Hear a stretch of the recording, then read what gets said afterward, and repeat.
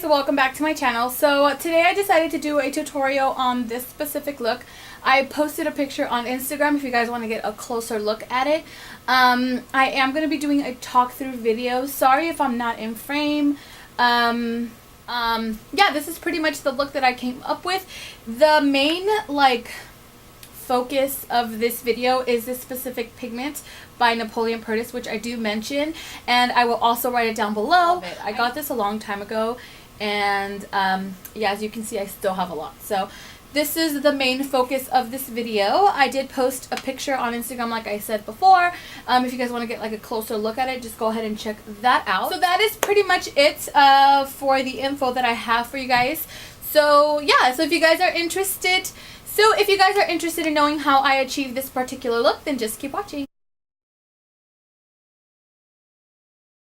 So I'm just going to start off with this Garnier 5-second blur instant smoother. It's just a primer, and I like to start with that first. I already applied my moisturizer. That's the first thing that I do right before I put on my makeup, but I like to let it sit a little bit because I did put on a really thick one, so I wanted to kind of let it sit there for a little bit.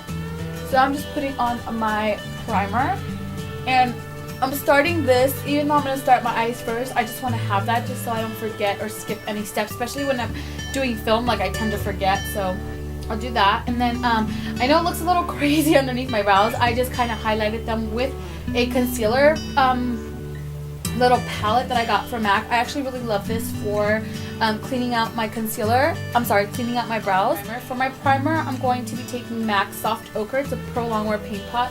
It's just a really yellow base, and I'm just going to take my ring finger and just apply that to my eye.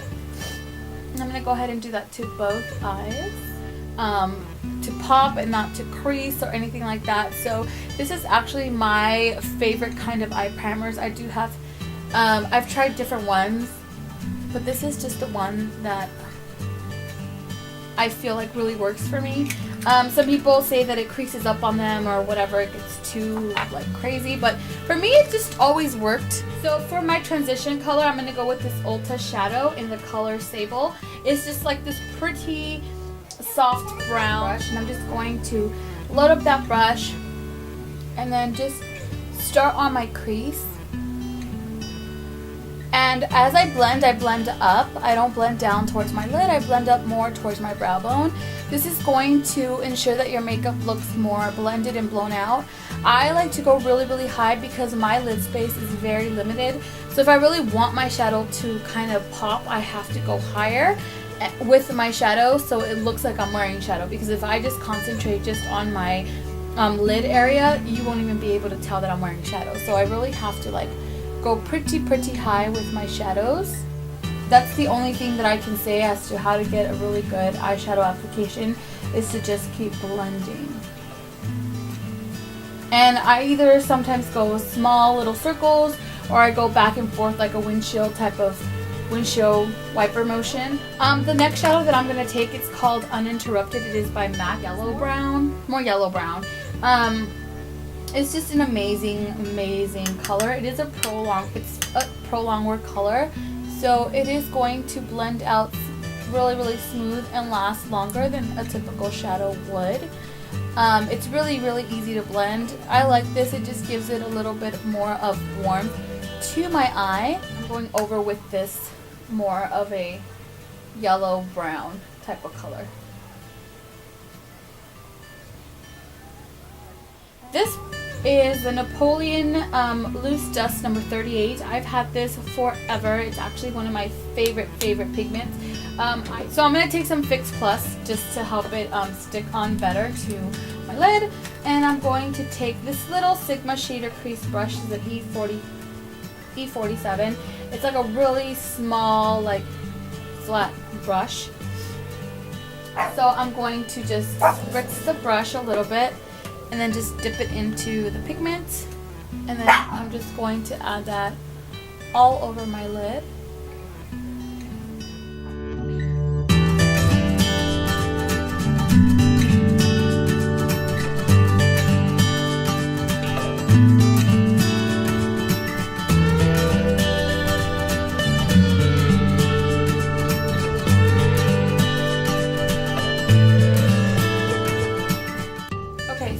now that I have my chola liner on and I have my shadow, I'm going to go on to my lashes. So I'm going to be using these House of Lashes Iconic Lashes. These are just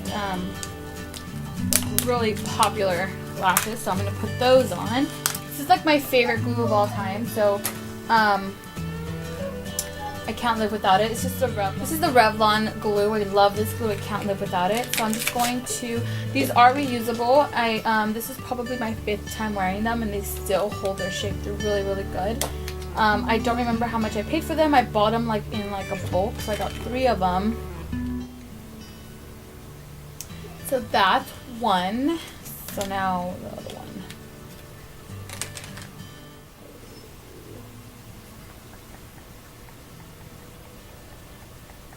Already, I am going to go in with my foundation. So for this process, I am mixing 2 foundations. I am going to mix the Makeup Forever HD foundation in the color 153 and the Luminous, the Armani Luminous Silk foundation in the color 6.5. So I just like to mix these 2 because am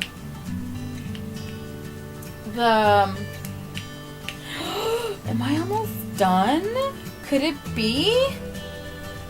I never finish like high-end foundations except for MAC ones, and I think I'm almost done with my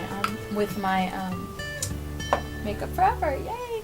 So I do 1 pump of each, and I just kind of blend it in my hand, and then I just go ahead and dab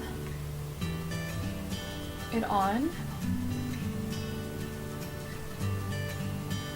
And then I'm just going to take a Sigma flat kabuki brush, the F80, and I'm just going to buff that into my skin.